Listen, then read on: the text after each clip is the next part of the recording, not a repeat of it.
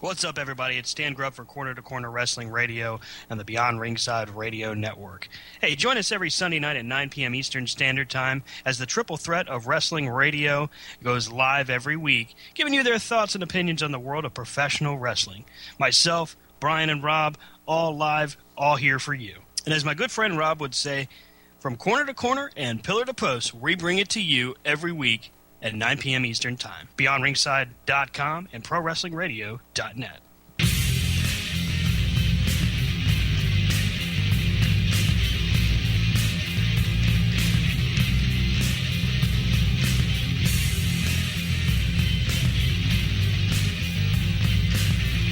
What's going on, everybody? Welcome back to Corner to Corner. It's been an awesome week right here on the Beyond Ringside Radio Network. Myself, Stan Grubb. The two-thirds of the Triple Threat shall be joining me soon. I know that they're either in transit or just working on things. So it's me, Stan Grubb, and of course, the one and only Fast Eddie Lane. What's going on, Eddie? How you doing? Exhausted. Tired. Exhausted? Busy week for you, sir? Oh, just a little bit. Folks, if you've never met Eddie Lane, if you've never had a chance to encounter him, it's probably because he's just too busy to talk to you. He's ridiculously busy. Okay, that almost sounded bad. No.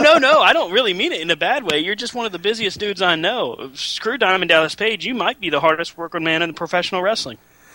A badge I wear with pride. Hey, and I'm here to blow smoke, so that's what I do. There you go. Rob and Brian like to cut me down, and I'm here to build people up. That's what we do here. Of course. Wow, so let's see here. This week has been pretty awesome, pretty exciting, fast, action-packed. Raw debut, or re-debut, so to speak. SmackDown Live, which I don't like the live portion. I think they gotta get rid of that part of their name. I like the fact that they're live, but let's just call them SmackDown Live. We know you're live. I think we've got it. So SmackDown re-debut, Raw's re-debut, very just action-packed, fast-paced. Brian's going to be joining us here in just a moment here. I believe he is just logged in. One of the things that really just stuck out immediately, and it's not what you think, although we got tons to talk about when it comes to Raw, one of the things that jumped out at me right away was the camera shots and the camera angles they were utilizing on Raw, very similar to NXT. Eddie, what did you think about that? Combine that, the variance in the camera position, as well as the relocating of the announce team, and the factor that, of course, they had them standing. Yeah. It's like, wow, okay, subtle change, big change, subtle change, big change. Yeah, I mean, I really enjoyed what they were doing with that. It was kind of a throwback at first to about 2002 when they did the draft the first time, but what really stood out there was the energy of the broadcast team. You had with the energy of the broadcast team, you had Corey Graves, who sounded really good, really good. Michael Cole, who was actually, can you believe it? Michael Cole was actually a professional wrestling announcer. I mean, damn. I didn't even know Michael Cole could do that. Before we go any further, joining us as always is the Doctor of Desire is here. What's going on, Brian? Hello, everybody out there in Radio Land. Damn, for a second there, you sounded kind of like Eeyore. Everything okay out there in Taylorland? Yeah. Now, the appropriate answer would have been, thanks for noticing me. Not that it matters anyway. So, Brian, we were just jumping right in, talking about the re-debuts of Raw and SmackDown this week. The first thing that really stood out to me, and I know we've got tons to talk about when it comes to it, but one of the first things that stood out for both Eddie and I was the new camera angles and the relocation of the announce booth. What did you think of that? I thought whatever they did for Raw was magic as far as everything we've seen in the WWE since the Attitude Era. I thought that everything was stellar. Do you think that Raw was probably the best showing of Raw in maybe the past 8 or 9 years? Well, you know, and some of you know how I went on Twitter and pushed the women's match. That alone to me makes it probably one of the standout Raws. Then you throw in the fact that Finn beat Roman, which was a total shock. Beats him clean and decisively. Yes. Mm-hmm. And actually, I thought it was a fairly decent match. As far as that being Finn's true first match, and Roman probably being a little bit ahead of him, maybe as far as that particular WWE style. I thought it was a pretty decent match. I thought two little four corners matches were really good to get to that point. Everything about it was just different. It was just totally different, and I actually enjoyed it. I thought it was great. One of the cooler parts of it was the announcing from Byron Saxton. We actually got a chance to hear that Byron Saxton knows how to call a match, which we don't get very much of when we're talking about previous to this re-debut. Yeah, for the first time, like kind of throwing them together, all of them together, I thought the three of them did a wonderful job as well. Wasn't a lot of any mistakes that I could tell, and they all seemed to gel quite nicely. I thought that at the very beginning, when they have all the wrestlers out there on the entrance ramp, and Mick Foley and Stephanie are addressing them, I thought it was very familiar. And I was afraid when they did that it was going to be another, here's 20 minutes, it's another Helmsley-type show. Right. I guess they started with the same old stuff, but it quickly went to a place Raw hasn't been in a long time. Well, let's kind of break down some of the smaller details, and of course we'll go through and look at some of the matches because we definitely have a lot to say. First and foremost, your thoughts on the new logo for Raw? The whole set in general, I like it. It's got it's got a different feel that almost takes you back to a different era almost. I know Rob was pointing out multiple times that to him it had like a Nitro feel to it. To me it wasn't quite a Nitro feel, but it was almost like maybe an ECW type feel where there wasn't a lot. It didn't look like it was one of these big, multi-million-dollar sets. It looks like, it's the set is there, but it's not there to detract from the talent. There was no, I don't remember any entrance ramp or, anything crazy like that. Whereas, look at like the first SmackDown, setup they had years ago that had the big fist coming out of it. And, again, it wasn't a lot of pyro, wasn't a lot of flash. It was like, hey, here's the talent. Here they are. And then, of course, the announcement of the Raw Heavyweight Championship, the Universal title. Now, a lot of people have talked about on Twitter, and before I delve too deep into this, I will say that I thought the set layout was dynamic. It definitely had a Nitro feel to it. Not quite as, what did they use? Kind of like a metallic, like the diamond design that they used to use on the metal for the logos. But it was very, very passive almost. The lighting was good. The camera angles were spectacular, I thought. But when it culminates into the first segment of the night, and they announced the Universal title, named for, of course, the WWE Universe. Now, instantly, as soon as this name is thrown out there, Twitter becomes a cesspool of idiocy, where they just, it's the stupidest idea I've ever heard. Why would you call it the Universal title, blah, blah, blah. Guys, it's for the fan base. If you're not part of the fan base, you're not going to get it. It's Stan? Yes, sir. And please don't forget, folks, the company which was very successfully run by Mr. Carlos Colon, yes, sir. Remember, their title was called the Universal title for years, and nobody complained about it. Damn right. Damn right, and it was a very successful promotion, as you just mentioned. And this is just another way for them to separate themselves from SmackDown. The feel they gave this was, we are our own brand. We are our own show and our own company. It was definitely different than the first draft. If you can remember the first draft, there was a lot of interaction, a lot of intermingling between the two rosters, even early on. So this had a definitive feel for something different. And I'm in favor of it. Well, here's my take. And the thing I liked about the Universal title is that's the first title in a very long time that they've given us where you start from zero. Like, exactly. As in, at the pay-per-view, you're going to crown the first Universal champ. That's where the lineage starts.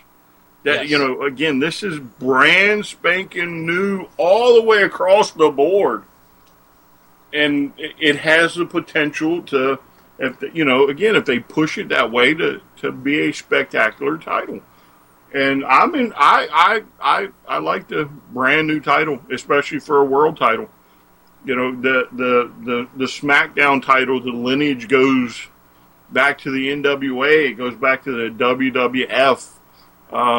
It's the culmination of two titles. And again, that lineage goes back, probably 100+ years. But this one is brand spanking new for a world title in the biggest company in America to get a brand new start. That's big news in my book. And one of the bigger parts of that was they did not hand it to anybody. You have to earn it. You have to wrestle for it. Even though Seth Rollins was given basically a bye, he still has to win it.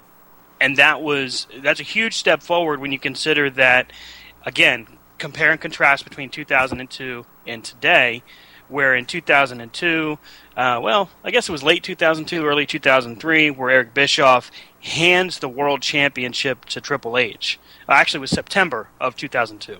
Anyhow, hands the title to Triple H, crowning him the World Champion instead of having him earn it, which, in this case, the two Fatal 4-Way matches that we saw, the mixing of the talent, nothing really out of the ordinary, with the exception of seeing Finn Balor debut, which each individual match, each Fatal 4-Way, was actually very well done.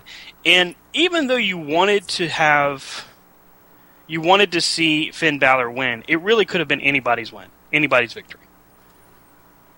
Yeah, to me they were very well put together.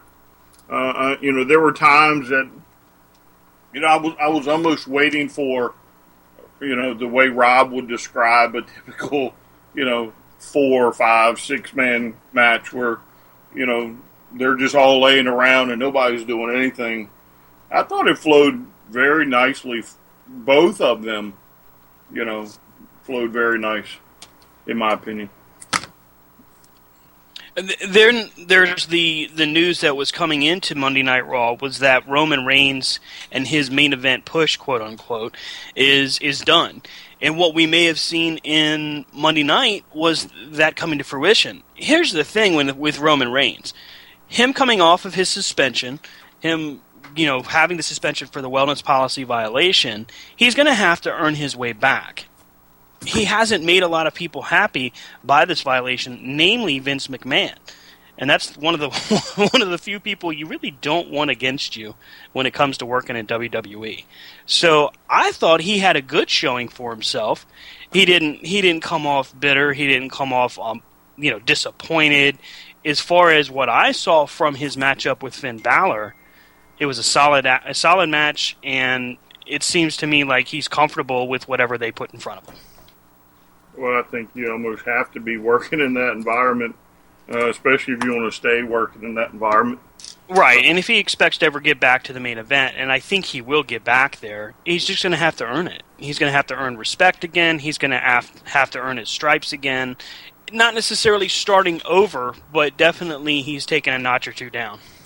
Well, see, I'm not so much worried about the violation, because there's one or two others that have done plenty of Not a violence. lot worse. Yeah. Yeah, that stay at the top.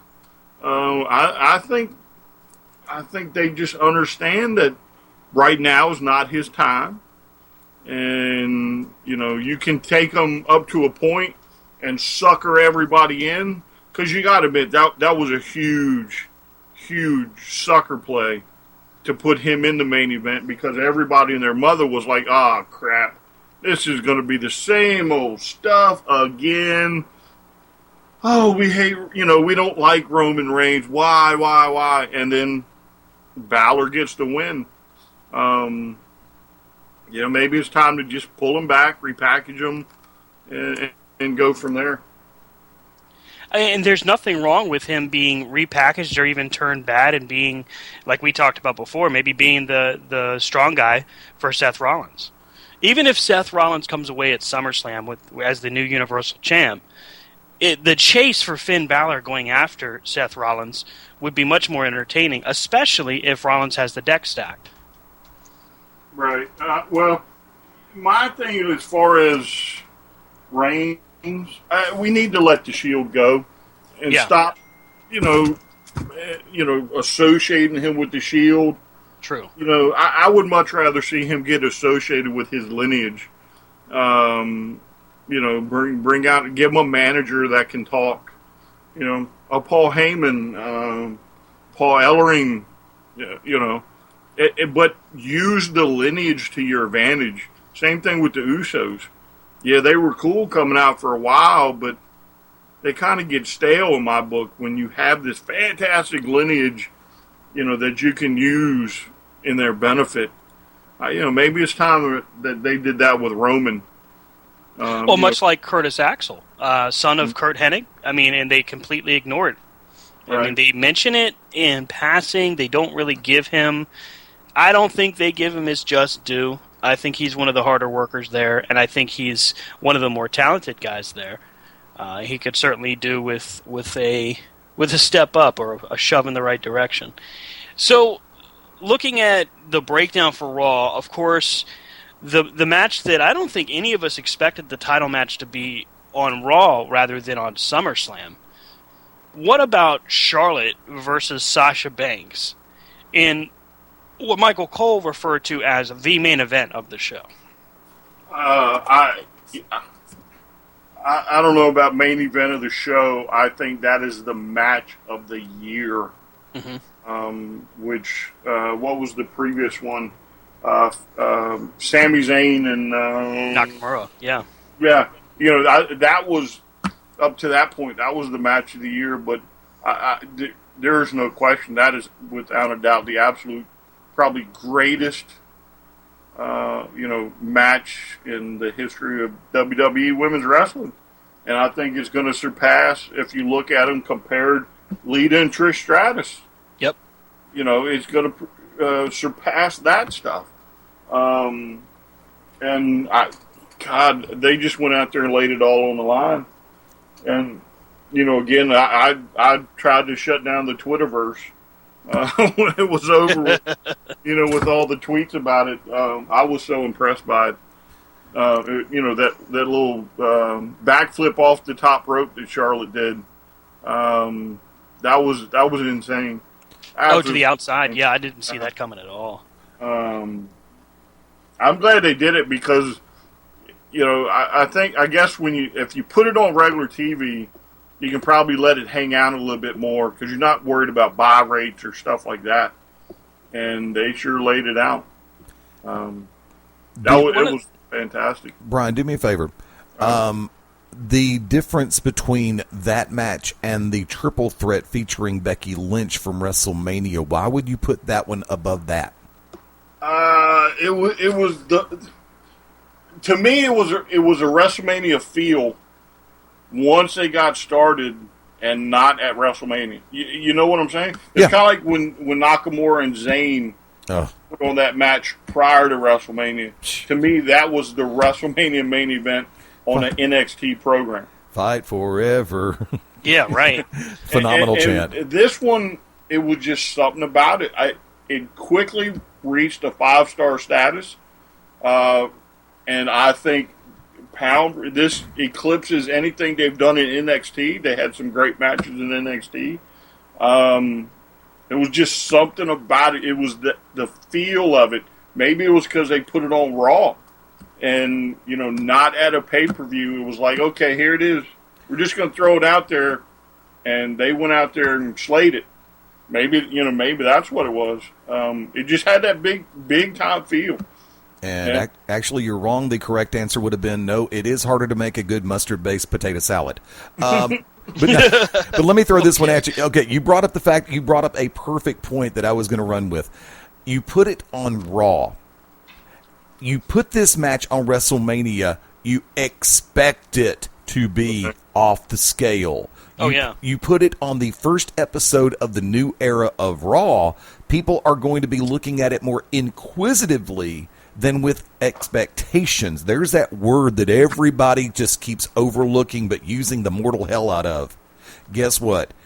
You can hope it's going to be good, but don't expect it to be good. And the IWC is notoriously bad about this. And folks, for those of you listening, I'm probably talking about you. When it comes down to it, everything is said and done, you hear the names that are going to be a part of the... Okay, look, it's kind of like you expect LeBron James to turn in a triple-double every time. Guess what? Ain't going to happen. You expected, let's say, A-Rod before the last suspension to hit a home run once every 3 at-bats. Didn't always happen. If it didn't happen once during your homestand or when you weren't at the game, you were pissed. But lo and behold, here comes the fact, and you do it during the playoffs, the eye gets more scrutinous by the second. But if you put it on Raw, this should be good. That's the first words out of your mouth every time. Correct me if I'm wrong. This should be good. And then lo and behold, when it bypasses good and goes to, oh my God, what a match, right? You're pleasantly surprised by something like that. Welcome to Psychology 101 in pro wrestling, kids. Oh, yeah, and one of the things that... Okay, so I'm at work. I don't leave work until 9 o'clock in the evening on Mondays. So the guys are texting me repetitively, dude, you've got to check this out. You got to check this out. When you get home, make sure you fast forward to Charlotte versus Sasha. We want your thoughts right away. The conversation that was had in this time frame was these two are fighting like two guys. They're not fighting like divas. If you remember way back to Breaking Ground, where the divas are talking about, and this is at the time when they're still calling them divas, they told us, fight like divas, fight like girls. And we don't want to do that. That's what they said. And they went to Matt Bloom, and they went to Triple H, and Triple H got with them, and they said, well, don't. Do what you do. And that's what has separated this women's division from, and I got to give Brian credit because he made the great analogy, it separates them from Lita and Trish. It separates them from action that we've seen way before this, because we all know that the Bellas damn sure weren't bringing it. Not that they weren't improving, but they weren't on this level. They definitely were not on this level. This is Mickie James, Gail Kim, Velvet Sky, Trish Stratus, Lita. That's on this level and higher. Stan? Yes, sir. By saying that the Bellas were improving, that's like going from saying, well, my dog took a crap on the carpet to my dog took a crap on linoleum. Well, at least it looked nicer. It's easier to clean up, too. But still, there's not much difference in the analogies.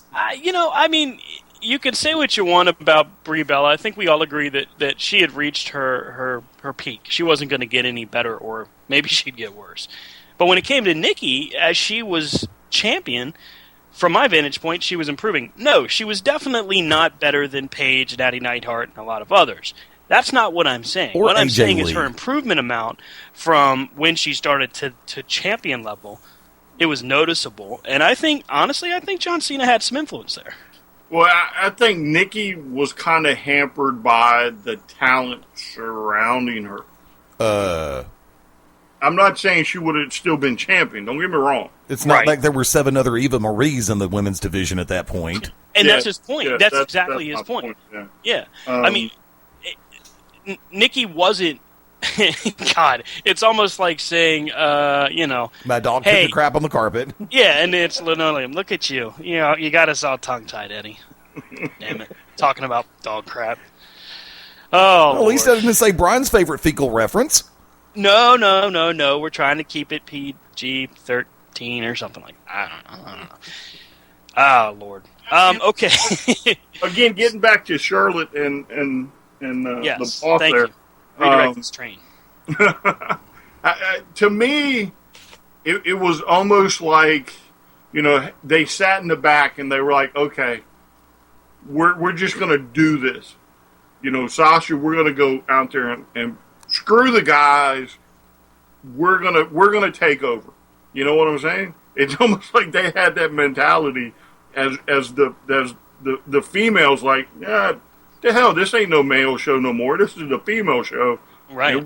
We're gonna do this. And it was a train that just kept building and building and building, and then once Dana got tossed, it took off from there, and it was like, oh my, now Sasha's got a chance. Dana's not here. Sasha's got a chance, and everything they did, the psychology, the whole match, everything was perfect. The smack talk between the two of them was great. All the way up into the finish where she says, "You're not going to beat me," and she beats her. Which, the bank statement, by the way, that submission hold looks like it would hurt for days. Maybe weeks after. I'm just saying. Yeah, it was... I love me some Sasha Banks, but she may never, ever, ever put me in that hold. Yeah, Unless it was foreplay. Nope. That's not foreplay. That's a hospital visit.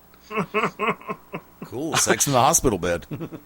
Well, all right. At least she can come visit me still. At least I have oxygen in there I can work with. Oh, my God. That's funny. Thank you. Oh, Lord. You know what? Let's go ahead, Eddie, let's go ahead and take our first break of the evening. When we come back, we'll talk a little bit more about the... Good Lord. We'll talk a little bit more about the Universal title, what the implications are for going forward, and we'll also talk about some of the designs that we've seen. I saw a few different ideas that were pretty cool. I sent a few to the guys. And, of course, the third member of the Triple Threat will be joining us. Just got word he is available and ready for us. Stick with us right here on the Beyond Ringside Radio Network, right here on Corner to Corner, and ProWrestlingRadio.net. We'll see you in a minute. What's up, everybody? It's Stan Grubb for Corner to Corner Wrestling Radio and the Beyond Ringside Radio Network. Hey, join us every Sunday night at 9 p.m. Eastern Standard Time as the Triple Threat of Wrestling Radio goes live every week, giving you their thoughts and opinions on the world of professional wrestling. Myself, Brian, and Rob, all live, all here for you. And as my good friend Rob would say, from corner to corner and pillar to post, we bring it to you every week at 9 p.m. Eastern Time. BeyondRingside.com and ProWrestlingRadio.net. Sunday nights at 11 p.m. Eastern here on BeyondRingside.com. Join us for the Midnight Black Mass. Myself, the Reverend Dan Wilson, brings you the dark gospel of professional wrestling, uncensored, unedited, uncut, and not for the faint of heart. You can find out more about us at youtube.com/pottyhumor or subscribe at Potty Humor on iTunes and Stitcher today.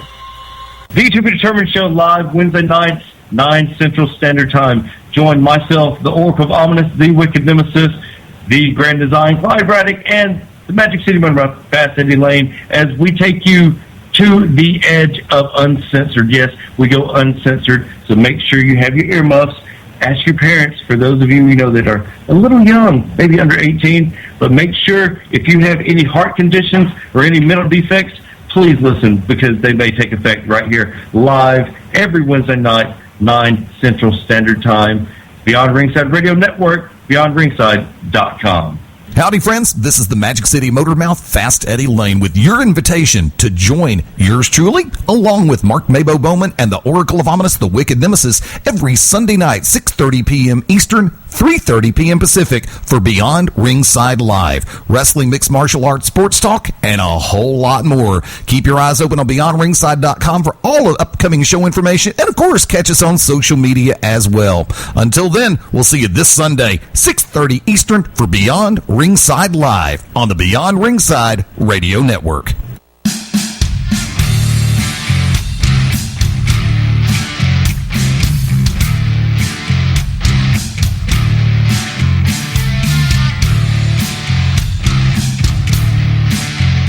What's What's going on, everybody? Welcome back. It's another segment right here for Corner to Corner, and we are joined by the one, the only, the incomparable Rob Hefner. What's going on, Rob?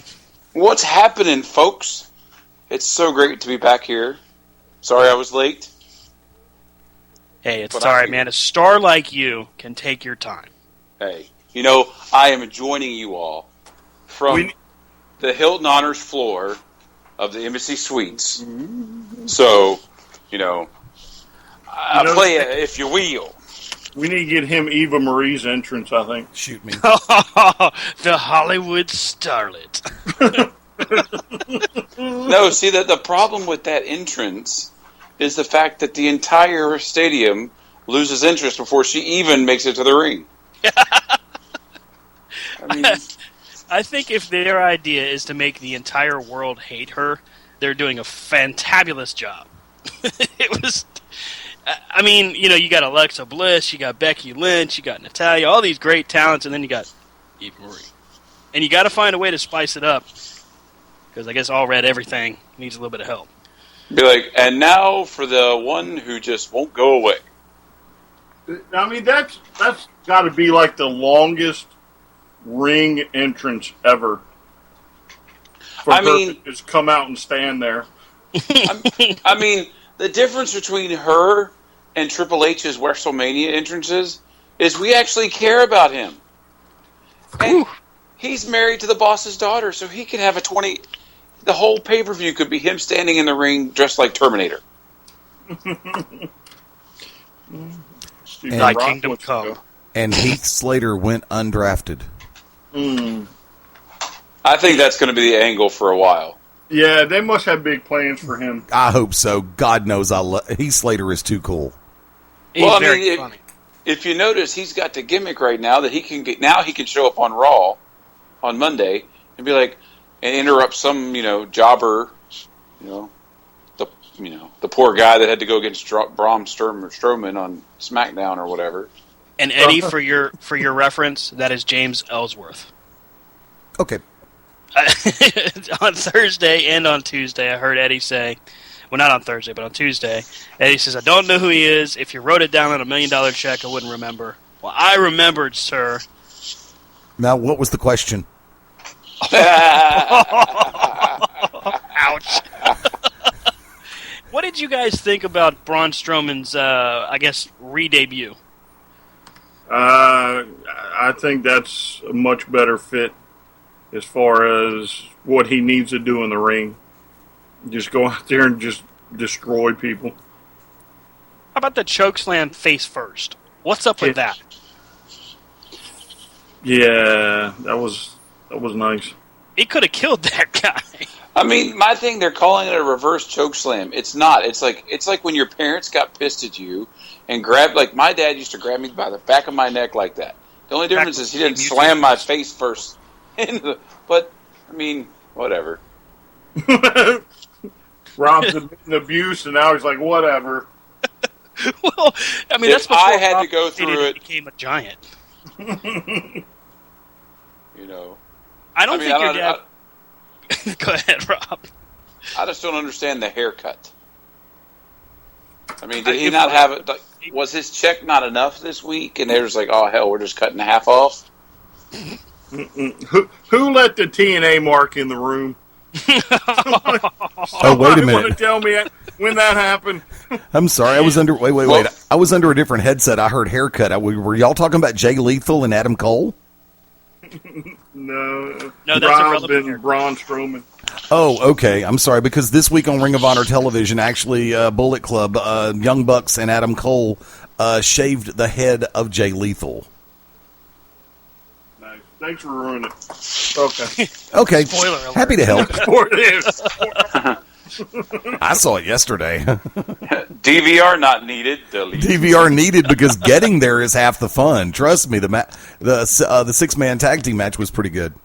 But no, see what Brian's trying to do is he wants to talk about TNA so bad, so that's why he throws it out on somebody else. So then he can be like, well, since we're talking about TNA, that's the point.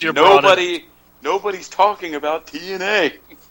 You said it 4 times already in 30 seconds. Well, here's some news that's fit to print for TNA, since we're going to bring it up. I'll be that guy. While they're planning and negotiating their sale to whoever their big investors are, in the middle of it, Dixie Carter decides, hey guys, I'm going on vacation. See you in a couple weeks. That's just case in point of the whole problem. She's like, yeah, I know you guys are really trying to get paychecks and everything assigned. I'm going on vacation. I got more important things to do than listen to you guys complain. That's what she says. I know my company's going bankrupt and like I can't pay anybody, but since I know the bills are coming due, I'm heading out of town. You feel good for a guy like Moose to get a big opportunity there, and you feel bad for a guy like Moose because it's on TNA. Moose. He a bad man. It's like saying, congratulations to the University of Alabama. You've just won your 16th national championship. And for your bonus game, you get the 1972 Miami Dolphins. Pop the champagne. They're staying undefeated. Boomer Yeah. Boomer Sooners, really? Boomers.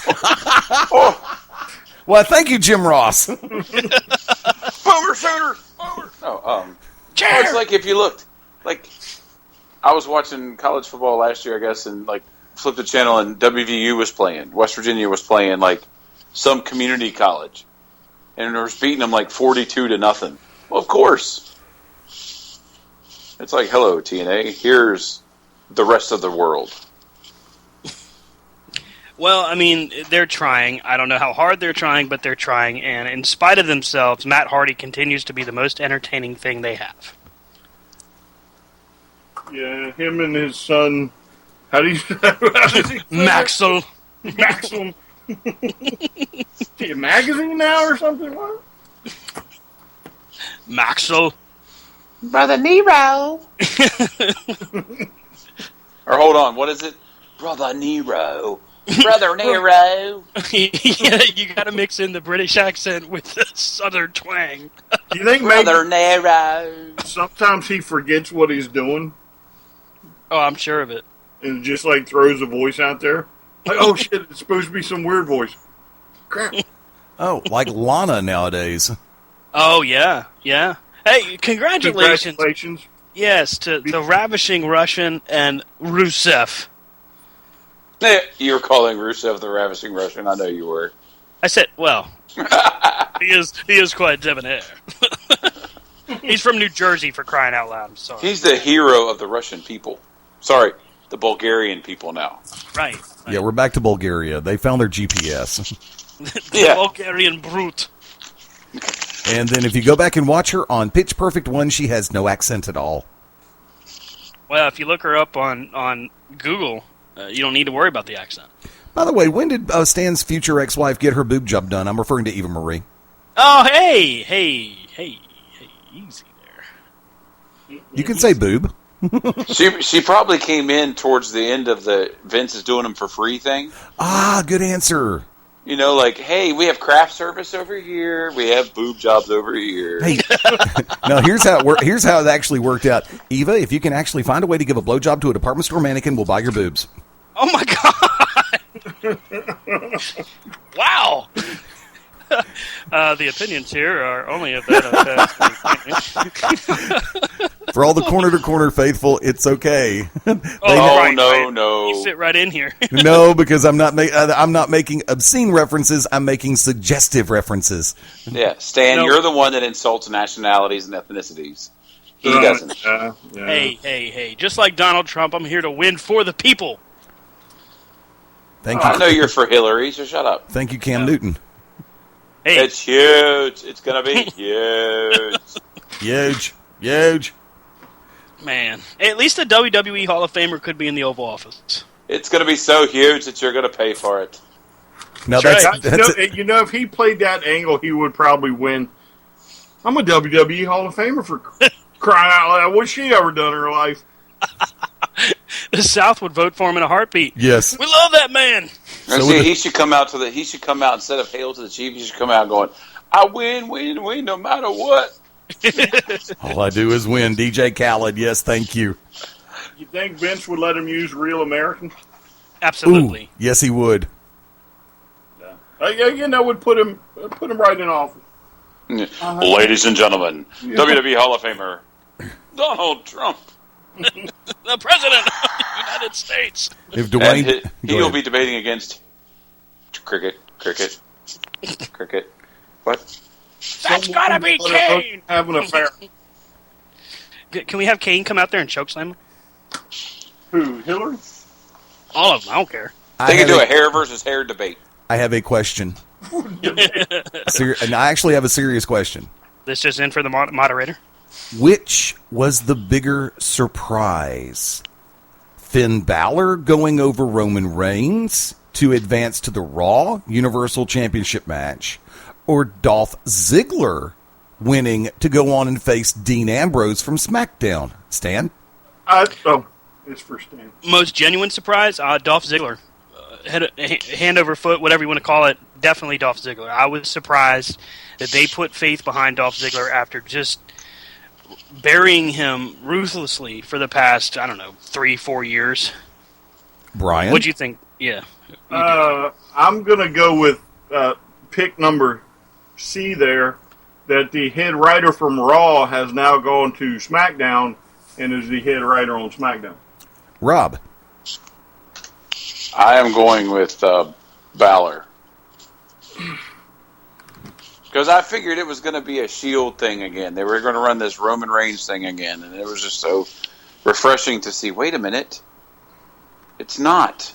But then I was also happy to see Dolph. I mean, it's just different. Does it make sense? Not really. But, hey. Because remember, this is actually Finn Balor's first in-ring appearance on Raw, main roster product. And then, lo and behold, with the faces that they had in that six-pack challenge, John Cena, Bray Wyatt, guys, come on. And they put Dolph in the main event for SmackDown at SummerSlam for the WWE World Championship. I would honestly say I would have to give the nod to the factor of Dolph getting a shot at redemption. Even though for Balor, when I felt that there's a part of me that said, this is a shocker. And then here comes Dolph. Holy crap. Those are my two reactions.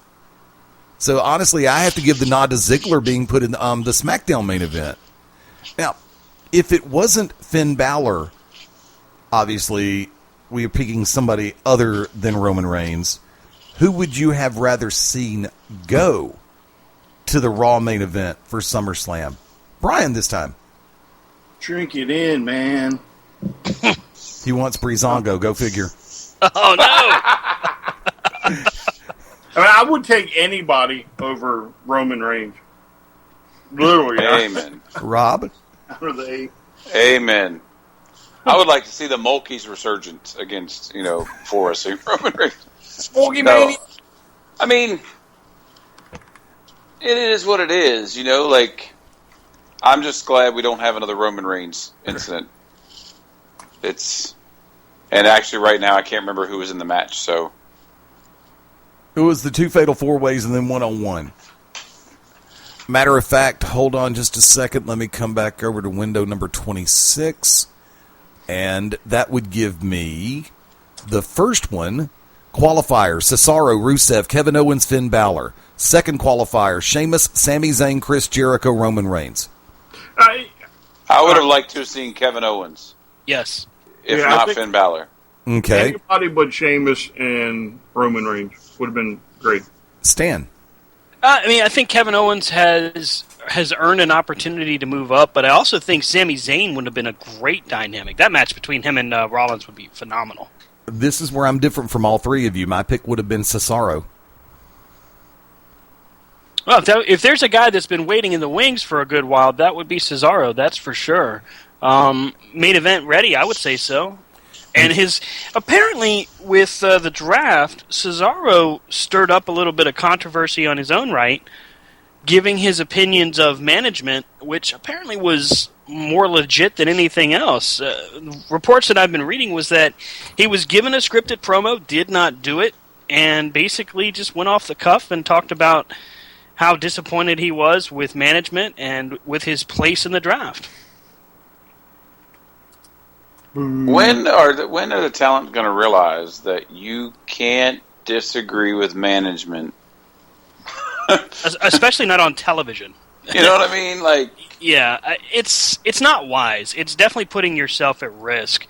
But with the talent level that he has, and this goes back to, you can look at guys like Chris Hero, who, through the independents, blown up huge, gets to NXT, and essentially just gives up on himself.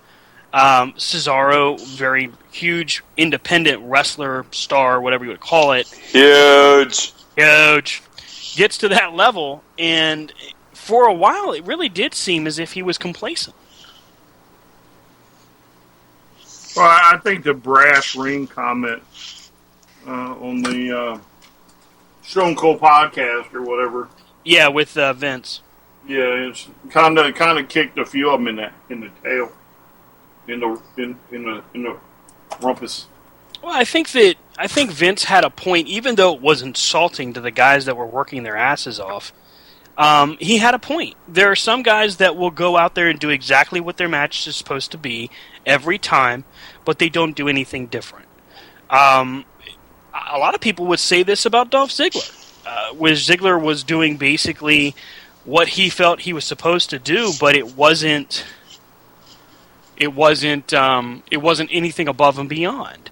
Same thing, definitely the same thing is said for Roman Reigns. Everything he ever did was very patterned, very much Superman punch, powerbomb, spear. Superman punch, powerbomb, spear. You know, they were. That's what his matches were for the longest time. Sheamus, another guy that does the very same thing every time out. So when Vince made that statement, was it insulting to some of the guys that deserved a shot? Absolutely. But was he right? Of course. Well, not really, because it insulted me. I've never gotten my shot at the brass ring. Well, you too can go after the DDT Iron Man Heavyweight Championship. Have you seen this? Yes. Oh my God, this is the most hilarious title ever. It goes right back to the hardcore title from WWE, 24/7 rule. If you haven't had a chance to check it out, you can find it on YouTube. You can find it all over Facebook, Twitter. Joey Ryan is amazing. Which is, one of Brian's favorite wrestlers, Joey Ryan. Yes. Has this championship, and they do this, the fight between him and, what is the girl's name? Candice LeRae. Yes. So they do this segment where he's on FaceTime, and she's his real life fiance, by the way, where he's basically talking to her, and she's like, "I'm coming for that belt." He's like, "Well, that's going to be kind of hard to do. You're all the way over there. I'm all the way over here." And he falls asleep. He's got the belt in his arms. He falls asleep holding his belt. And he wakes up, and it's him, and it's LeRae, and there's these little sock monkey puppets of them. And it was a full-on fight between the two of them. She pins him in his dream. He wakes up, the belt's gone. Right. It was amazing. Sweet dreams. You've got to look it up. It was really good. Now, Sugar Dunkerton, friend of the network, friend of the family, of course, is the DDT Pro Iron Man Heavyweight Champion. So, Brian, you could have your shot. This title even changed hands at San Diego Comic-Con. Yep. A few times, actually. The Addiction won it from Joey Ryan. The Addiction lost it. You'll never guess. They lost it to Mike Kingston of Headlock Comic. I And saw then- that. Missed that. Joey Ryan wins it back by threatening Mike Kingston with a brutal paper cut with his own comic book. It was great. He had him in like this wrist lock, and he was like, "I'll do it, man. I'll do it." And he was putting the paper closer to his wrist, and he finally made Mike tap out. It was hilarious. I'm still waiting on the one moment where he says, "Okay, fine. I'll give you the I'll let you keep the title if you arm wrestle my penis and win." Because remember, Joey Ryan does have the world's strongest penis. Oh my God! I've watched him at AWE when he took out 3 people with one fell swoop. A penis plex. and Candice LeRae with the booplex. One other one that I would like to pose to all 3 of you. Grade the GMs this week, Raw and SmackDown. I've gone to Stan first and Brian first. Rob, you're up first. I would give the GMs, I would give Raw an A, and I would give SmackDown a B minus C. I thought he was going to say B plus. I was going to have to kill him. That would have been funny. A strong B plus. Stan? No. I thought that Raw came out swinging. I think Mick Foley is finally comfortable in his role Agreed. as GM, and his nervous level that we saw the week prior, that's gone. I think he's back to being comfortable and familiar in the ring and in the backstage area. I'd give him an A. I'd have to agree with Rob. I would actually go to a C, maybe even a C- for SmackDown. And we'll delve into SmackDown here in the second hour a little bit deeper. Brian. Yeah, I'll go with the high marks for Raw, the A minus. God, fellas, I'm going lower than a C for SmackDown. Wow. I'm going to put it in about the D minus F category. Ooh. Now, Yeah, don't even get me started on SmackDown. Now, for everybody listening live, or if you're listening to Corner on replay, remember the chat room is open at BeyondRingside.com. You can also find the guys very easily. Twitter, easy, C2C radio show. Hey, I've heard about that. There you go. Yeah, So that's that Twitter thing. Also, if you're listening on replay through their Spreaker account or through Beyond Ringside Sports Radio, I'm sure the guys would love to find out what's on your mind. Come on over, beyondringside.com, drop a comment over in the chat room, create a username. It takes about a minute at the most. We use Chatango. Or remember, you can always catch them when the show's off the air. C2C radio show. You can also find the guys on their personal accounts that they'll bring up later. So do you right. use Chatango or do you use Chatango? I'm going to kick you in the head. I'm going to get Eva Marie to give you a 1-hour speech. You know, And for the record, Mr. Ryan, I think Stan would like for you to throw the world's strongest penis his way and let him go for the title. what the? Why the hell does that gotta go to me? That's I don't want nothing to do with the world's strongest. You're used to catching. And alcohol. Damn it! Stimpy, you idiot. I'm the pitcher, you're the catcher. The alcoholics that are listening, yeah, they're not finding this funny being sober. Well, Rob makes a triumphant entrance by smacking me around a little while. Thanks, buddy. And for regular listeners to Corner, drink. Yep. Hey, it's not my fault that you attract the world's strongest penis. Now, for those who are new to the product, exactly, do me one of y'all explain the Corner drinking game. Gentlemen. Brian, do you want to take it? All right, so basically what occurs is multiple times throughout the program we will throw insults or barbs or funny little comments towards Stan. Stan not having the testicular fortitude, per se, to throw them back at us. So we allow y'all to drink alcohol. Yeah. Now he likes penises. Now, if you have... Only strong penises. Remember, if you are drinking beer tonight, you must actually drink more than one considered swallow, so to speak. Stan will, of course, will set the standard for swallowing. From there, if Yes! What the actual hell? And ladies and gentlemen, that might very well be shot of the year. Eddie's first shot in Stan Slam. Damn it. Dave Ruth was calling that one. Did you miss last week's show? So, just like something Stan hasn't lost yet, Eddie lost his virginity. Have you missed last week's show? Damn. Dude, I took more shots over the last 2 weeks. I've taken more shots than the American Sniper did. See, the problem with last week's show is it got so clustered that I actually forget what we talked about. Dude, I forgot what the hell we talked about during 6:30 on Beyond Ringside. Wow. All right. Moving on. Yeah, really. We got another break to get to. There it People is. need to go get their new bottles because I think they just emptied them right here, you bastards. Jeez. Well, folks, when we come back, we've talked a lot about Raw and how awesome it And was. Stan's mom. Damn! Eject. Not erect, eject. Not erect, eject.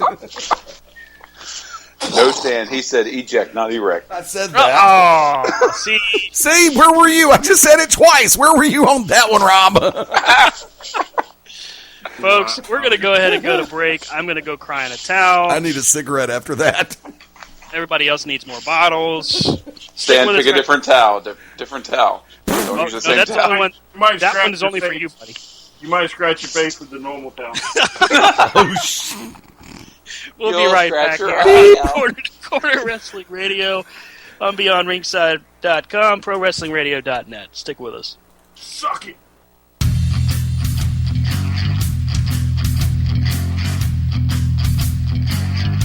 Next number. What's up, everybody? Welcome back to Corner Wrestling Radio right here on the Beyond Ringside Radio Network.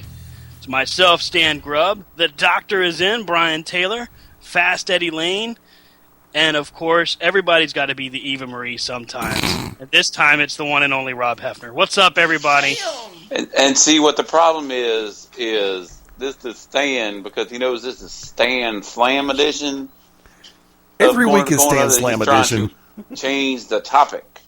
Hey. You know, just because you're Just- all read everything. Just like he tries to change his screen name when he gets blocked by all the divas.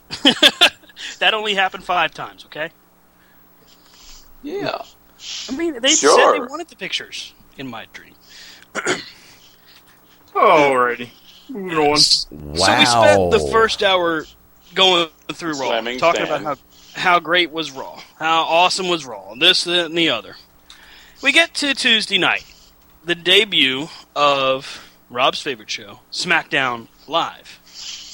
Why in the blue hell do they keep saying SmackDown Live? Just say SmackDown. They're trying to change the tone, I guess. And I guess they got 2-for-1 deal on the graphic shop. Hopefully it was a different company that did SmackDown as opposed to Raw. Raw's graphics sucks. It's the same damn entrance as Raw. There's no difference except for a ramp. It was the Raw logo now is flatter than Eva Marie's ass pre-surgery. No, I'm talking about the old setup. It's got the curved front and everything. It's the same damn setup With no ramp. with no ramp. They have the pay-per-view entrance while Raw has the Raw entrance. No, I'm just talking about the logos themselves. I'm not talking about the Trons. Oh, the logos has always sucked. But anyway, I mean, they got the head writer from Raw and the setup from Raw. I thought after watching Raw, I was like, oh, SmackDown has to be better than this, and it turned out to flash forward, a couple years ago when the product was just straight up cow caca. that would be rewind, not flash forward. Right, flash Whatever, forward to go back. whatever. I'm so upset right now. I can't. So, where everything that Raw did was dead on and right, SmackDown seemed like it was stuck in, as Brian put it, cow caca. Well, they wanted to do Really something get out of the different. gate. Well, what was it that they were trying to accomplish? They wanted to do something different. See, y'all didn't see it.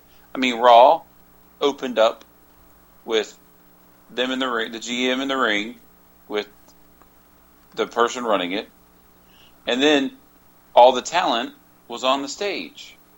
Right. So SmackDown wanted to be different. So they started with their GM and person in the ring with their talent surrounding the ring. See, that's different. It's not, we haven't seen it 1,000 times. Or let's have a battle royal for the number one contender. Oh yeah, 90% of the battle royal are known tag teams. Yeah. What was the deal with setting up a battle royal like that in the first place when none of those guys really had a dog in the fight except for maybe 3 guys? And then you spend all this time making, sorry Brian, Zach, Look.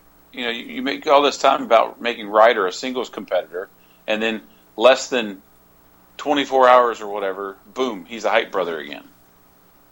Like, they don't even announce it. Here he is doing the battle royal in his hype brother gear. Hey, he doesn't get hype. He stays Stay hype. I like Mojo Raleigh, man. I think he's pretty cool. He live in the hype house. Guaranteed to pick up chicks.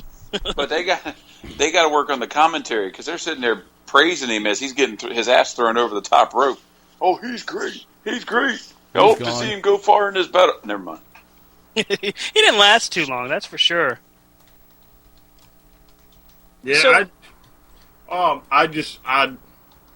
wow, for all that talk they've been doing for months to just let SmackDown fall flat on its face. I mean, Natalya and Becky was crap. You're going to take Dolph Ziggler over top tier, true top tier talent that probably would give you a better match. You got Bray Wyatt. You talk about a change. You want to, affect a change? Let's put the strap on Bray Wyatt, who clearly deserves that title. I think that Bray Wyatt is our chosen selection. If you're going to have a feud, I mean, Dean Ambrose and Bray Wyatt was entertaining for almost a year on Raw. Why couldn't we see this again? Yeah, I mean, Bray Wyatt, AJ Styles, who am I missing? Oh, that would be a good one. Oh, yeah. Who am I missing? Well, I mean, even Cena versus Ambrose, I think, might have been a better choice. Oh, yeah, I forgot Cena. And this isn't to say that Dolph Ziggler doesn't deserve a push.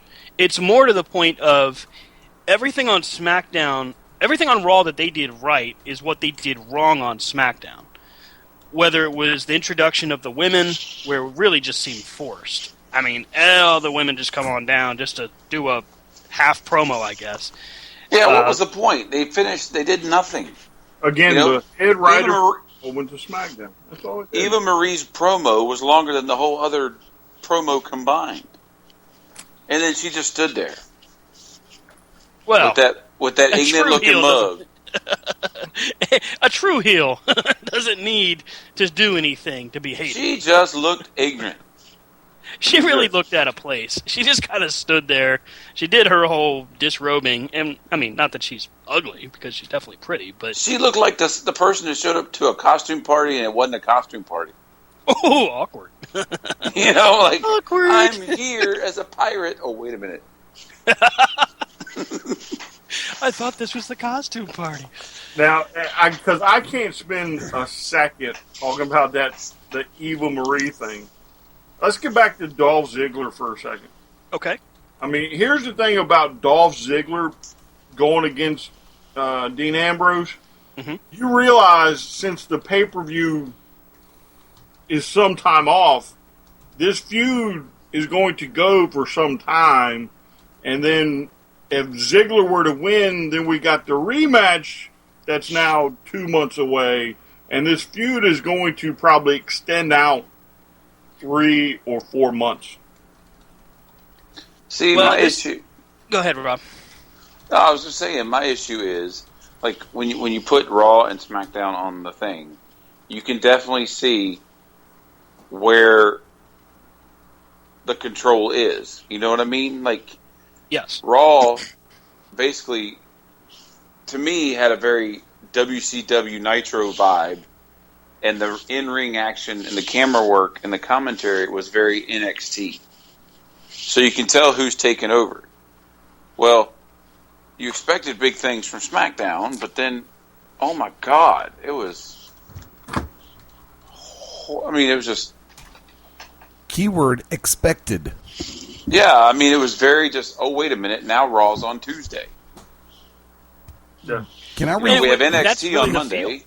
Yeah. Raw's on Tuesday. Can I SmackDown Live, sorry. Okay, can I revisit something that I did during the 6:30 show, one of my favorite little arguments? Well, you're in charge, so No, I'm not. This is your show. I just You can cut us off at any time. No, this is your show. I'm just the producer. That's what you say. I'm that producer guy who did fire the whole station one time. The voice from the beyond. There is a word that when it comes to any scenario, I detest, I dread, and I fear at the same time. The word is expectation. When you enter into a circumstance with expectations, case point scenario, and I think I brought this one up before. If you watch LeBron James, you expect certain things during a LeBron James outing for the Cleveland Cavaliers or the Miami Heat. When Michael Jordan was on the floor, you expected somebody to get posterized. And when it didn't happen, you felt let down. When SmackDown came on the night after Raw, live, you expected something big and earth-shattering. Well, granted, I did too. But thing about it is, I hoped for something earth-shattering to occur. Now, 2 hours later, with Dolph Ziggler going over to get that title shot, I got my payoff. It was something that I didn't think would happen because of how Ziggler has been in the doghouse so much. Well, and that's the thing. I mean, with everything that Dolph Ziggler has done up until recently, no indication whatsoever that this would have been his chance. And case point scenario got brought up in the chat. Got brought up in the chat room by Daryl B. He was hoping for Bray.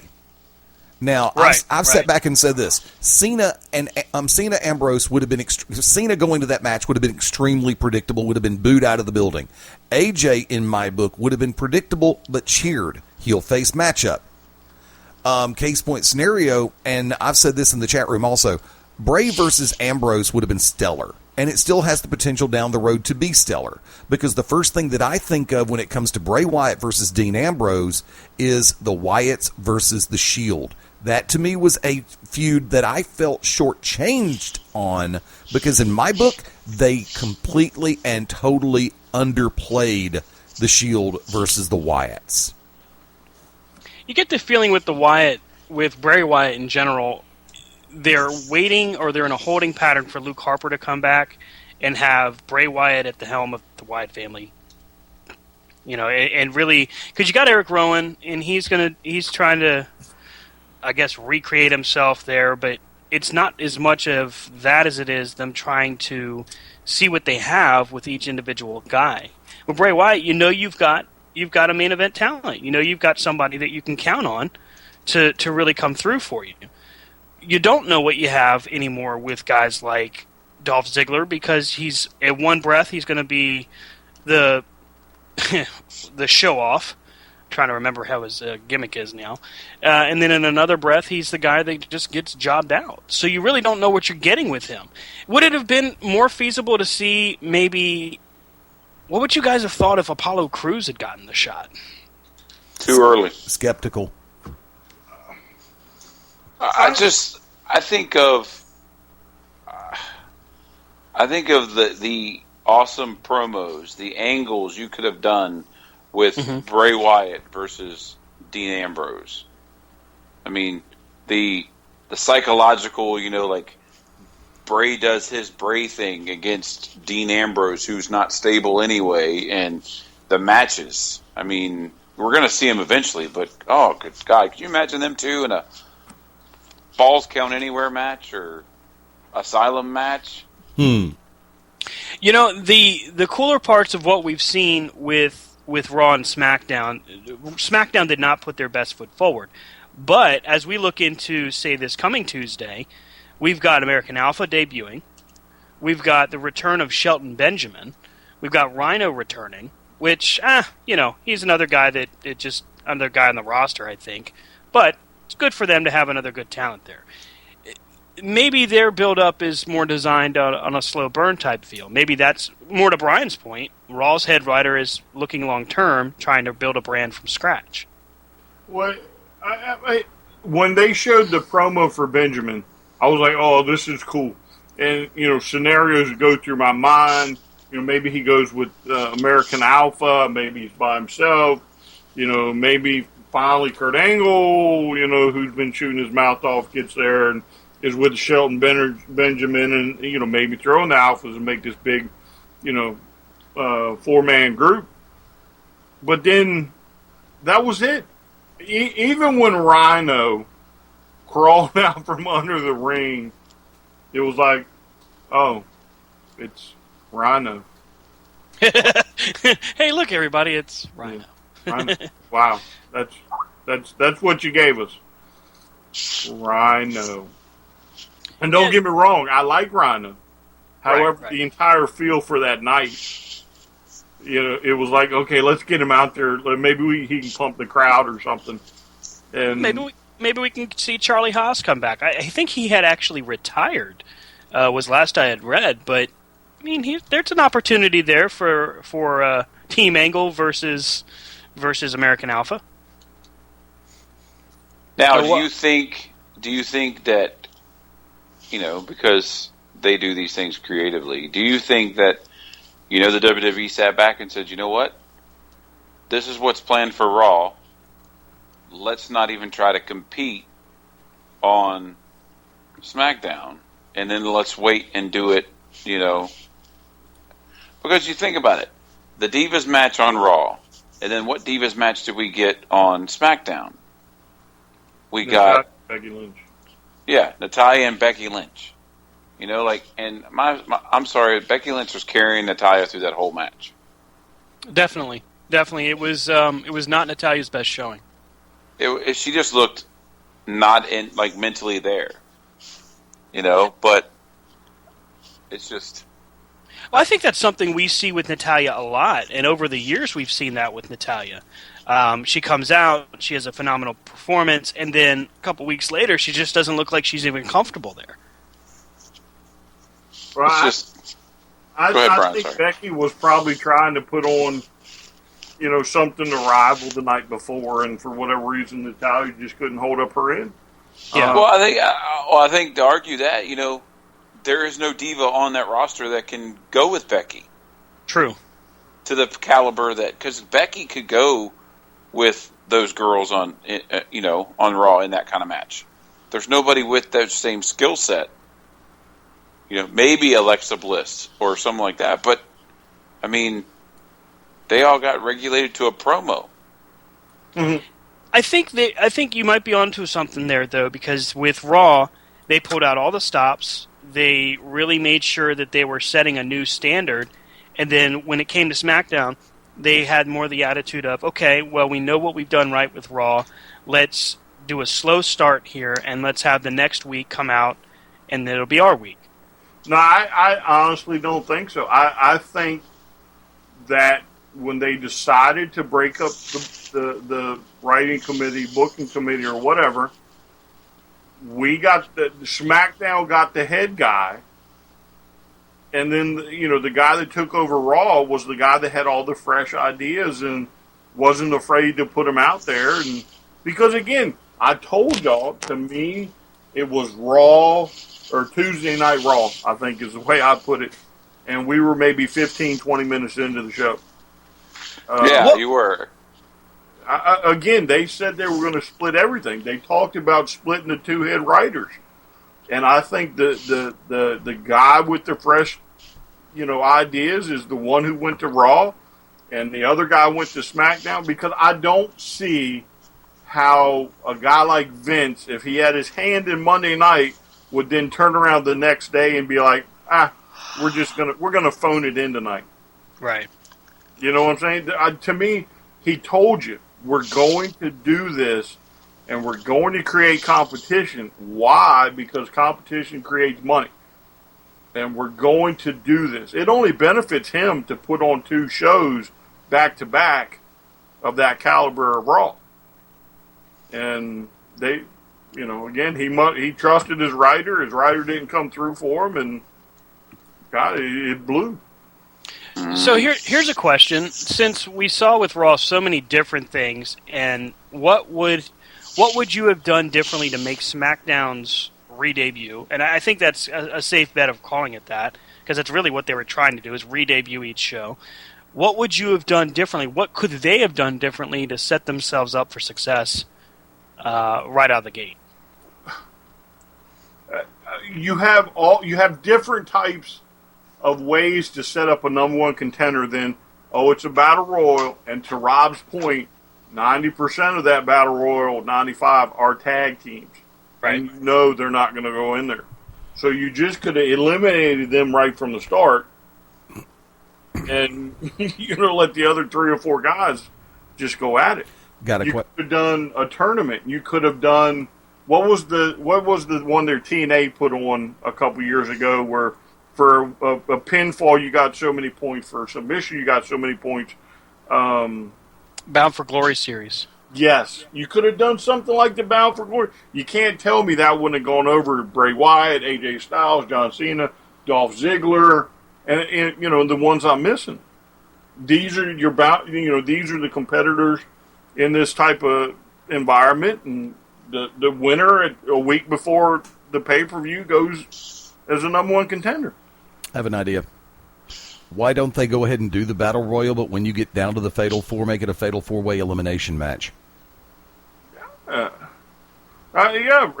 There's all types of things you could have done, and just a simple twist of the rules would have been, oh wow, we've never seen this before, and that would have been enough for most people to be like, well, I got my money's worth tonight. And I think you also need to address the elephant in the room is you have all these established tag teams, but no tag team title. Right. So would you have introduced that title on that first night then? Well, see, then you got to watch out because, all right, Raw just said, all right, we're going to have the Universal Champion. Well, does that mean you go, well, nah, we got this one, right? So maybe they're going to do that next week. But it's just like everybody said, it just was odd. Like I liked how Raw changed the layout of the ring. Like, they brought out the different... I mean, granted, it was pretty much the same entrance, but it was... the announcers were up. They did a lot of... like Brian had made a comment, or you did, that you like the ringside interviews. Yeah. Well, then SmackDown, interviewed everybody. I'm like, you don't need to interview everybody after every match. But it was just... I don't know. I mean... The layout. They could have changed the layout. Just something fresh and new with the way, don't have the same old Titantron. Come out with something. There's got to be something in the warehouse that hasn't been used in a couple years. I'm not saying you bring out the big old fist that takes its own truck to bring. I'm saying you find something in that warehouse to bring that's different. There were a lot of people that were upset that the fist wasn't used. Well, it's asinine. I mean, who's going to pay the gas and stuff on a truck to drive that stupid thing around? You transport Kevin Dunn from show to show. Oh, and that is asinine also. You could have taken tape, some type of demolition tape, and just taped up that whole entire Titantron and just put big sign under demolition, and I'm okay, cool. There's a hope for the future. But yeah, they didn't set up for... I mean, they did for as far as talent, but they didn't set up anything as far as the set. They really didn't make any change there. Yeah. I mean, wait a minute. There was a big change. One place had red ropes, the other one had blue. not the blue ropes. They're doing the blue ropes. So, my God, they're going to bring out the SmackDown Championship, and it's just it's... I mean, I actually enjoyed the Cruiserweight tournament this week more than SmackDown, which is 4 matches. That's all you're going to get. It's 4 matches. And not all of them are going to be great, but I enjoyed that more than SmackDown. Well, I mean, there again, WWE knows a product. The Cruiserweight Classic is just a phenomenal product. Matches that I've never seen these types of matches before. Zack Sabre Jr., by the way, could be my favorite to win this tournament. You know what SmackDown needs? Me. They need the TV title. Or a title like that. Something that's going to be defended could still be seen every week. But I will say, what I heard, well, no, it was the Cruiserweight Championship that I heard, is where they actually said this match is for a 20-minute time limit. Hadn't heard that in a long time. You know what I like about the Classic is that they also do the whole shake hands beforehand, and then at the end, they actually announce the winner with them both standing there. Code of honor. Yeah, I just thought that was pretty cool. I mean, it's simple, it's easy, and it's I really enjoyed it. Hey, we got to go ahead and take our last break of the evening. He said simple and easy, and then he referred to himself. Wow, that's a light segment. Only one shot for everyone. When we come back, we'll be talking about CM Punk's debut with UFC coming up. We've got more to talk about as far as wrestling is concerned. And, of course, guess Demon what? Hookers get a day off. We're heading to Charlotte. Can't wait to talk about what we're going to be doing there and who we're going to be meeting. Sonny, I'm looking at you. We'll be right back here on Corner to Corner, right here in the ProWrestlingRadio.net and BeyondRingside.com.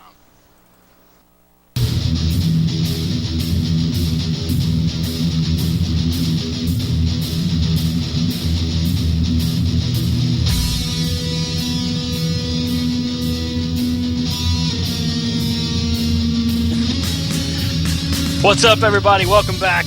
It's the home run stretch, or round, as Eddie likes to call it, right here of Corner to Corner. Welcome back. Glad to be here and enjoying talking about some wrestling, y'all. Some wrestling stuff.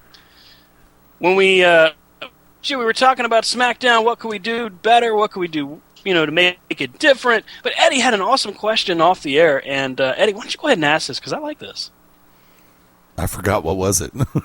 Oh, boo. Who makes the best Wonder Woman? Oh, no, that's on WWE.com. I thought you were talking about something else that I may have accidentally said intentionally. Are you serious? No, I even said WWE.com has a poll up.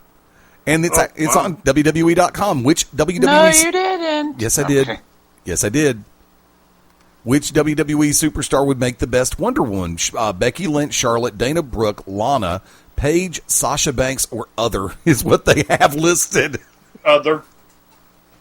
Who would be your first pick? One of the Bellas. I hate you. Eddie is upset. You are a fecal matter head. I'm just saying.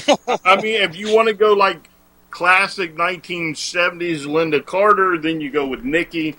And if you want to go more of a modern, then you go with Brie. So you don't even get me started on that It's fecal a matter. look. You can't. No offense to Sasha, you can't use her.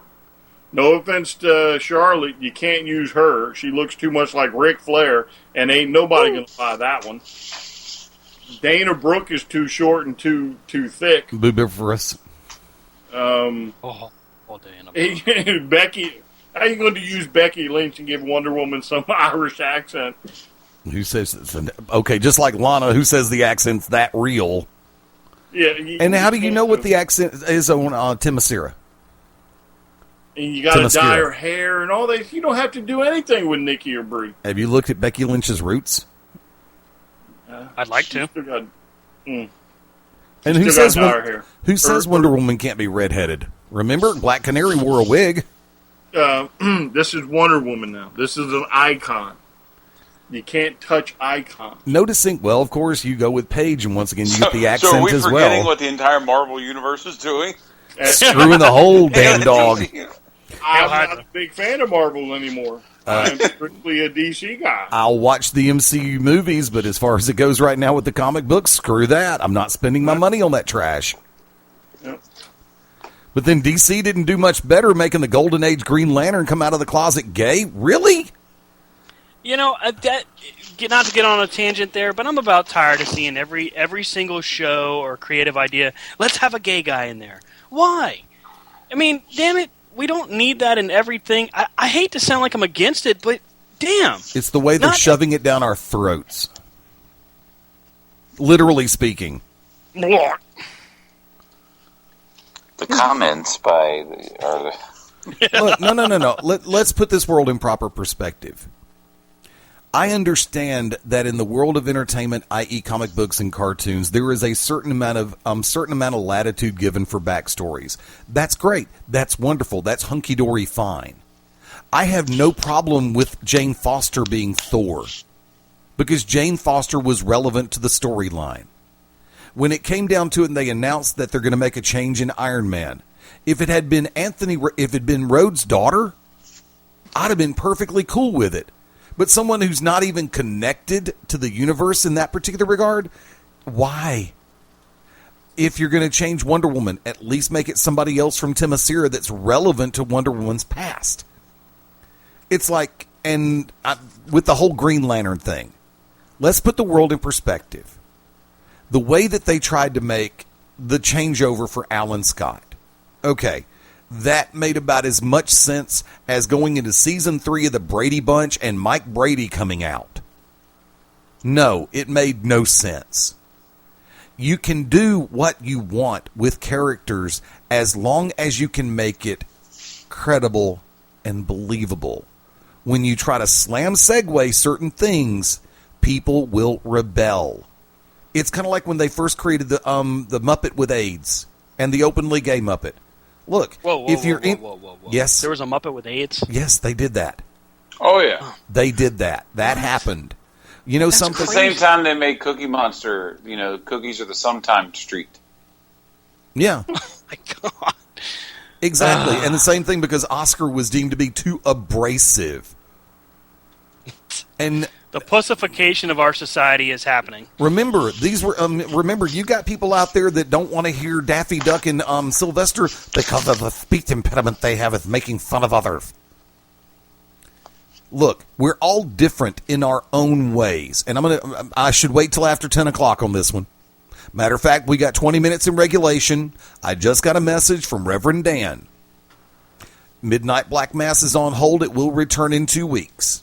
Oh yeah, After Hours is on, baby. We'll give it. We'll go 15 minutes to start out with. So you're gonna have to do it all over again. Crunch a lot of generalities into a very short amount of time, Stan. He's used to it. Oh, come on. Yeah, just look at his web browsing history. Hey!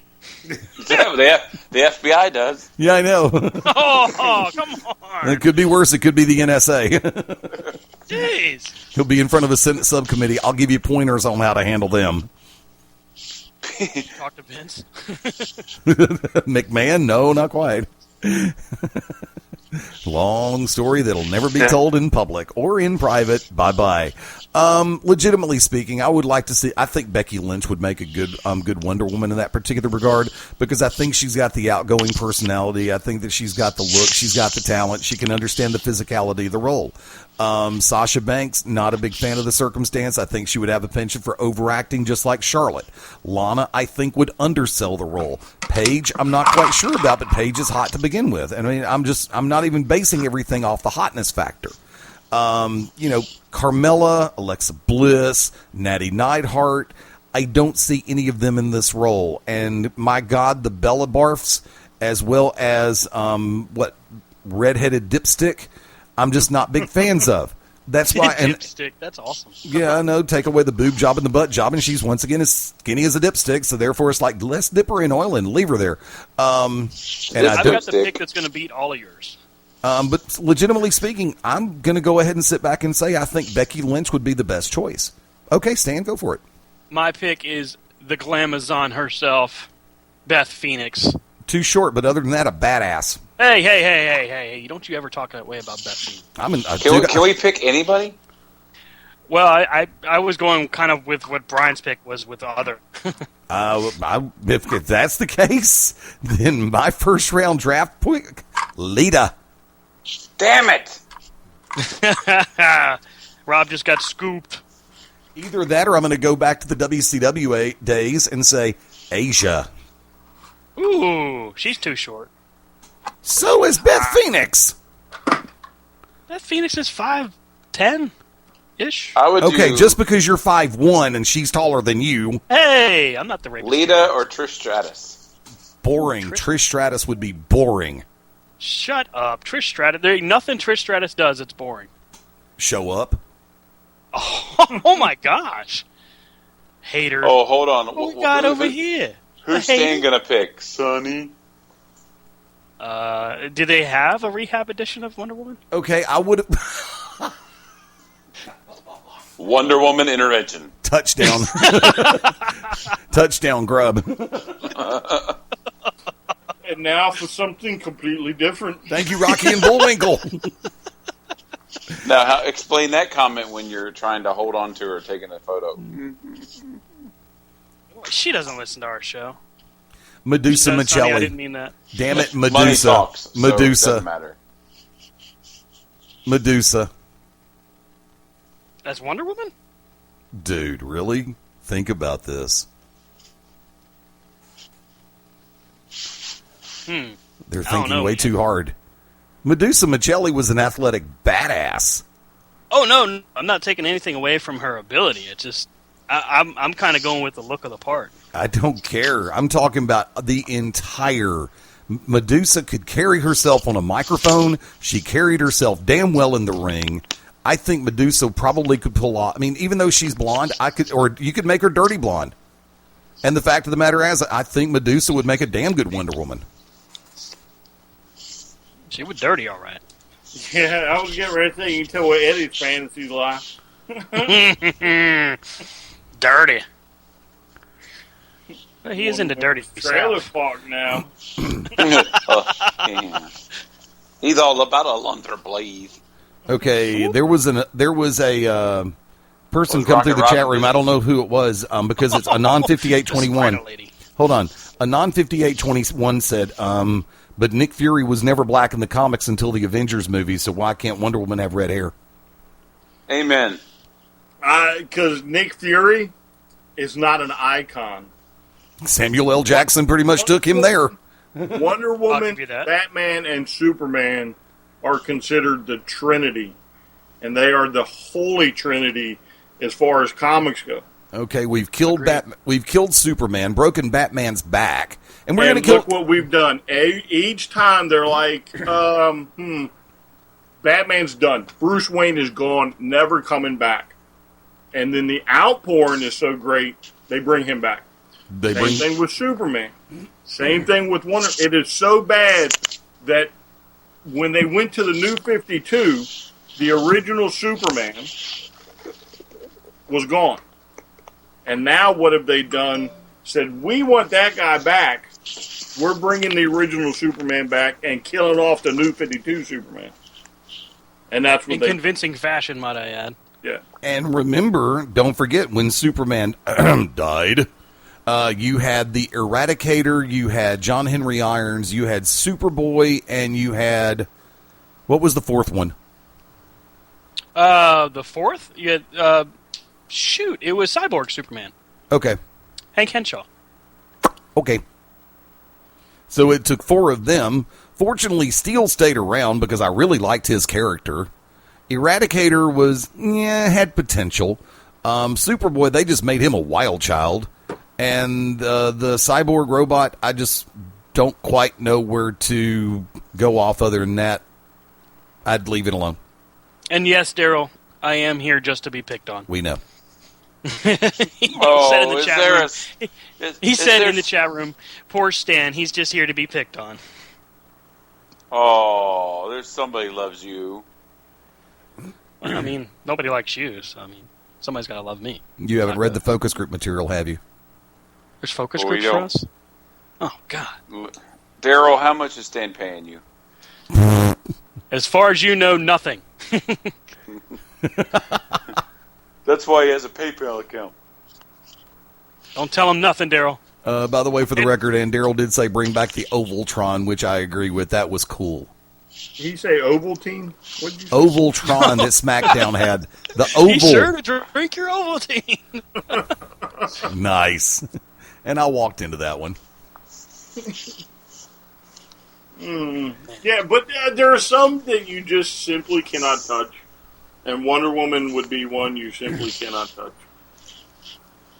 Well, I mean, getting back to some of the things that they screwed up, I mean, if you look at Marvel, how does Captain America go Hail Hydra? What the hell? He doesn't, because again, somebody opened their big fat mouth and said, yep, Captain America's been a bad guy for 100 fucking years. Oh, There he went. Wow.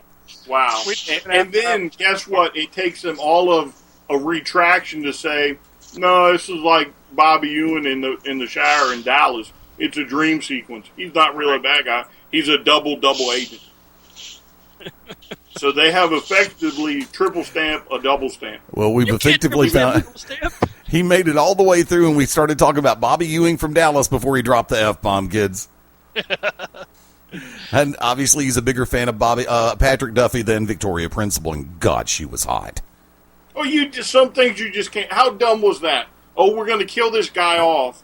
Forget the entire fan base that apparently loves this character so much. we're going to go an entire season with him being dead, and then, oh, no, he was in the shower the whole year. Yeah. Unfortunately, Larry Hagman is dead. We had funeral. That's actually what I called. Remember they called Superman 75 Funeral for a Friend?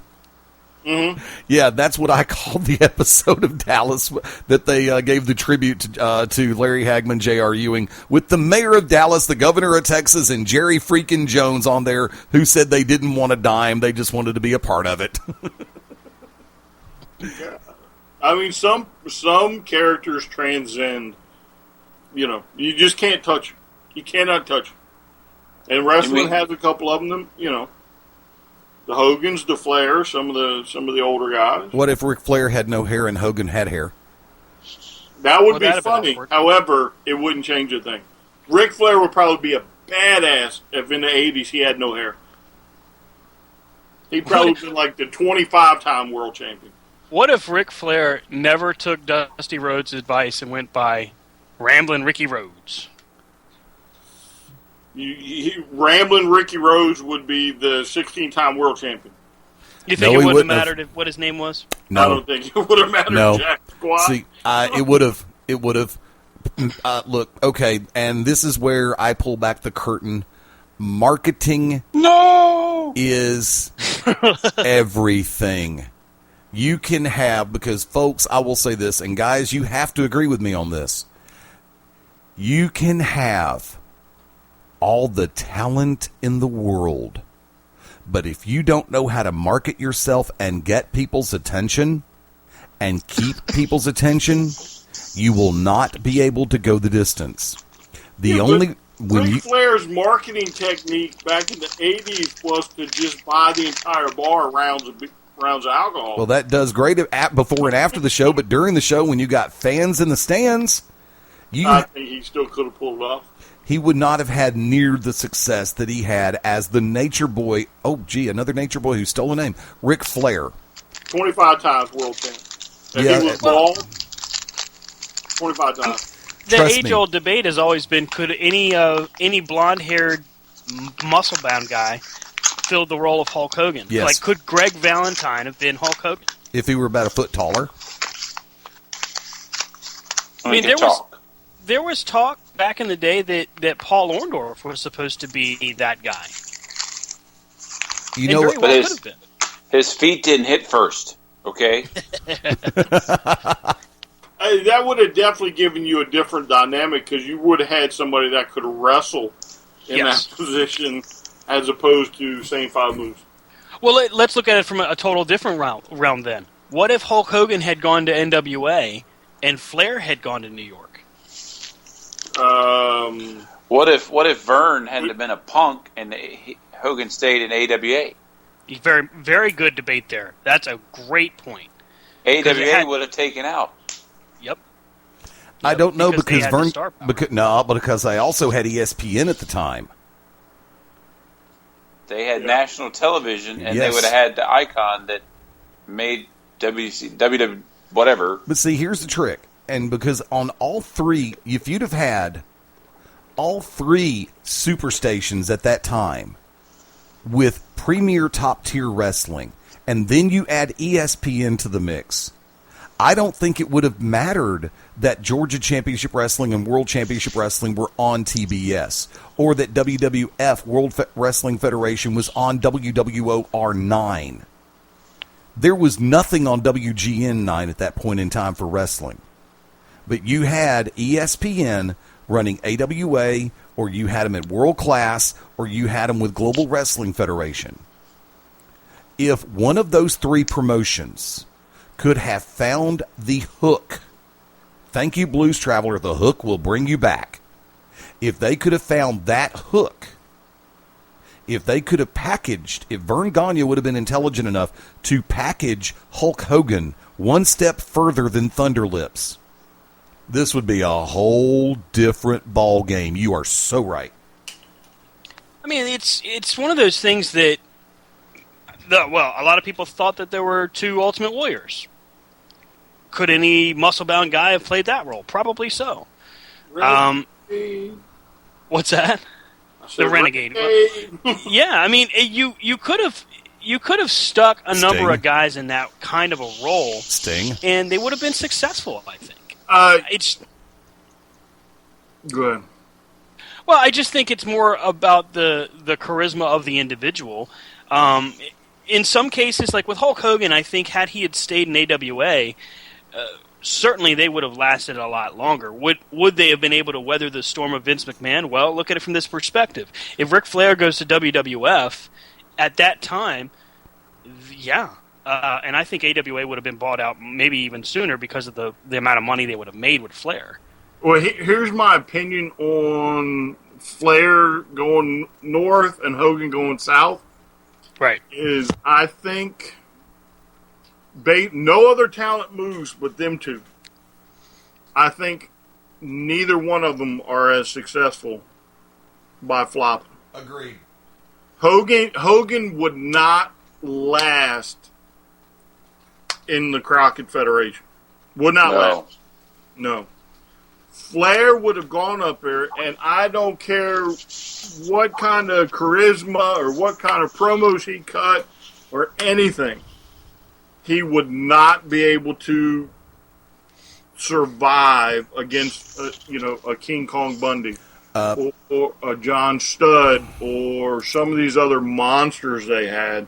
And Vince clearly did not know what to do with a wrestler as opposed to an attraction like Hogan. Thank you, because here's the thing, and I've got to jump in on this one. Although Ric Flair would go stride for stride on promos with superstar Billy Graham, and Graham cut some beautiful ones, Flair would have blown Graham out of the water in his wrestling style. You're right. When you were dead on it when you said McMahon worked with attractions. Crockett worked with wrestlers. Yep. And could you imagine Ric Flair's rockin' wrestling? Oh my God! He would have thrived. He would have thrived in that atmosphere. No, kid. No, No, Ric Flair needed the Horseman, and the Horseman needed Flair. No, Ric Flair didn't need the Horseman. The Horseman needed Flair. However, there is a difference in that era between the two companies. Again, the North was strictly a carny act, whereas down south, they still believed in wrestling. Right. Flair was the type to punch you in the mouth. Hogan was going to stand there and tell you how to punch you in the mouth. I mean, you had a couple up there, like a Piper and some of the other ones, but Piper never survived because of that. Piper didn't get his due. Piper should have been world champ. Yep. Right. Agreed. But he didn't because he didn't fit that Hollywood mold that they were going for. Right. I think that we've seen a lot of different... damn it, you thought again. Jeez. Tough There crowd. go Daryl. Nobody loves Stan. Shut up, Rob. Always gotta be the comedian. Oh, boy. If I didn't love you guys, let me just tell you that. I mean, Hold up. Oh, no. We don't need one on this show. You're right. We need to go ahead and close this out here for regulation. Folks, thank you so much for joining us. Guys, where can they catch up with you? Rob, where can they find you on Twitter, sir? Right now I'm in the hotel, but next week I'll be in Charlotte. North Carolina. I said Twitter, though, so get it right. Oh, Twitter is at Rob Hefner. Facebook is Rob Hefner. Instagram is Acting Guy. And FarmersOnly.com. No, I'm kidding.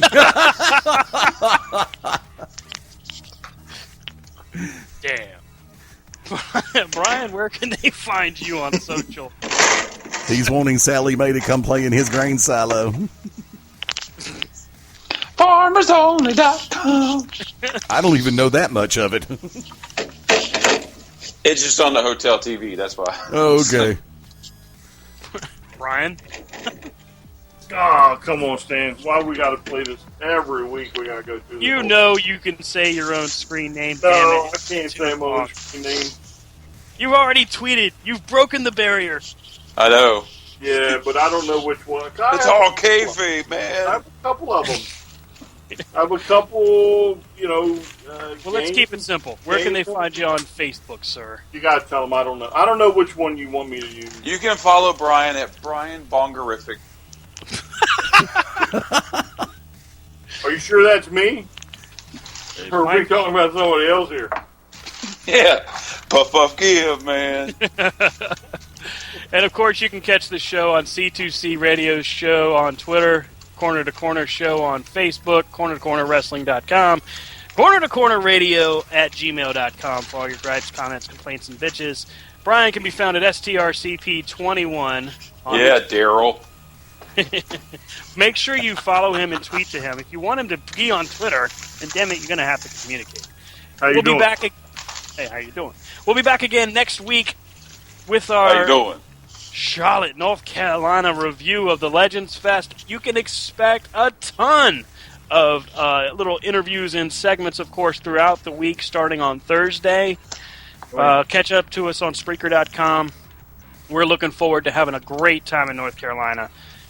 We'll be right back here. We're going to come back for the After Hours edition, so stick with us right here on ProWrestlingRadio.net, BeyondRingside.com, Corner to Corner. Thanks again for listening. We'll see you in a little while. Or as we call it, Eddie's house.